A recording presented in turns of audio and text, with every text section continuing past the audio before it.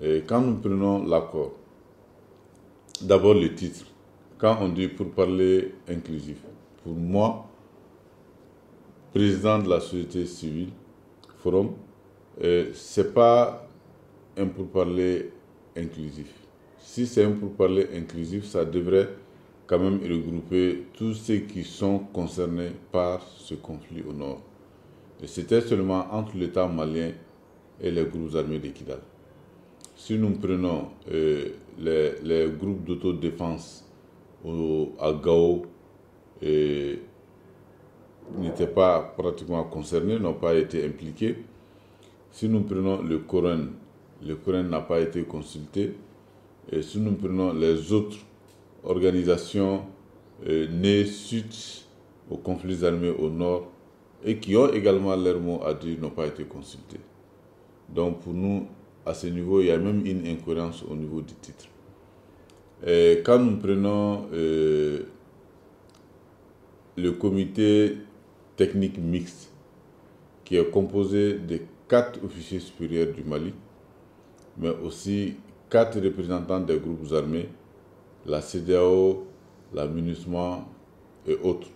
Nous avons dit qu'à ce niveau, c'est comme si c'est un comité paritaire. L'État malien est un État souverain.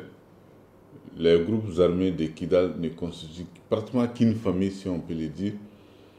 Que cette famille ou ce groupe soit représenté par 4 personnes, nous avons trouvé que ça, c'est pas normal. Si on doit garder le nom, on garde les 4 officiers du Mali, on garde 2 pour les groupes armés et un représentant de l'Assemblée et un représentant des forces vives. Donc on avait quand même fait des réserves par rapport, n'est-ce pas, à la composition de la commission technique mixte. Par rapport à la commission suivi-évaluation, à ce niveau également on a fait des réserves. La réserve portait sur la présence de certains pays qui ne cessent d'apporter leur appui aux rebelles et qui n'ont pratiquement joué aucun rôle au sein, n'est-ce pas, de la MISMA. Donc, Tchad, qui s'est beaucoup sacrifié, Tchad, qui a perdu beaucoup d'hommes sur le terrain, ne fait pas partie de ce comité. Donc, on a dit, normalement, le Tchad doit faire partie, n'est-ce pas, du comité suivi-évaluation. Mais les 4 autres pays qui sont là-dedans, que je ne vais pas citer, mais qui sont connus, on avait demandé vraiment de les enlever. Deuxième réserve. Troisième point sur lequel nous avons demandé à l'État malien de surseoir ou même d'enlever de l'accord, ça c'est la suspension de la poursuite, n'est-ce pas, des membres des groupes armés signataires de l'accord. Parce que nous avons dit qu'il appartient à la justice malienne de suspendre ou d'annuler la poursuite de ces gens.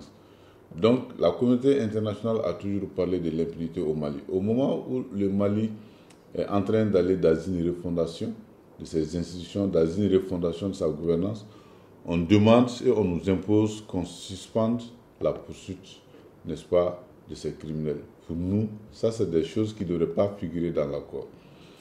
Et l'autre point, ça c'est la libération des prisonniers qui ont été arrêtés du fait de la guerre. On demande aussi de les libérer. Ça veut dire qu'ils ne seront même pas jugés. Pour moi aussi, ça c'est des points vraiment à ne même pas discuter qu'on devrait mettre dans l'accord. Pour nous, dans l'accord, on ne devrait même pas avoir le mot Azawad.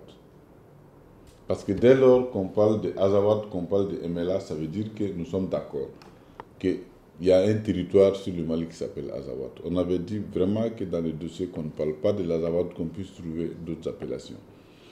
Nous avons aussi demandé à ce que l'armée malienne soit à Kidal. Quand on regarde, on dit que l'armée malienne va être déployée progressivement. Et nous avons dit que l'armée malienne doit être à Kidal immédiatement et sans condition. Donc ce point n'a pas été pris en compte. Nous avons aussi demandé le désarmement immédiat et sans condition, n'est-ce pas, des groupes armés. là, ça aussi, ça n'a pas été pris en compte. Ils ont parlé de cantonnement et de désarmement progressif. Ça, on a dit que ça, c'est pas normal. Ils ont également parlé de l'organisation d'un forum pour le développement du Nord, bon, avec les groupes armés. Pour nous, le problème n'est pas seulement au Nord. Le problème de développement, c'est un peu partout. Quand tu prends aujourd'hui certaines parties des Cailles, c'est pire que le Nord.